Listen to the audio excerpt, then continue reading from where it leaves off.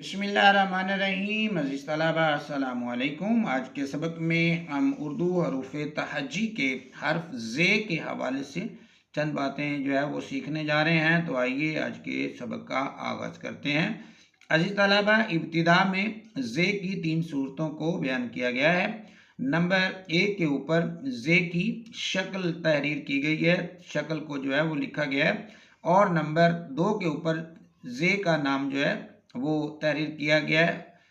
और उसके बाद तीसरे नंबर के ऊपर जो है वो ज़े की आवाज़ को जो है वो लिख दिया गया है, तहरीर कर दिया गया है। जैसे कि अगर ज़े के ऊपर हम फतह लगा के पढ़ें तो ज़े की आवाज़ बनती है ज़े ज़बर ज़ा।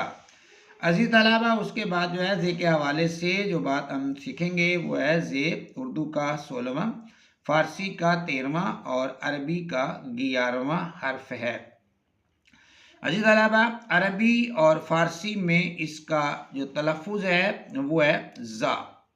ज़ा इसका तलफ़ुज़ करते हैं अरबी और फ़ारसी में। जिन्स के एतबार से जो ये हर्फ है ये मुअन्नस है। हिसाब अबजद में इसके 7 अदद मुकर्रर हैं और ये हुरूफ़ शमसी में शामिल है। तो अज़ीज़ तलबा, ये थी हमारी आज की ज़े के मुतल्लिक़ चंद थोड़ी सी मालूमात। थोड़ा सा हमने ज़े के हवाले से कुछ सीखा। हमारा आज का सबक उम्मीद है आपको पसंद आया होगा। अल्लाह हाफिज़।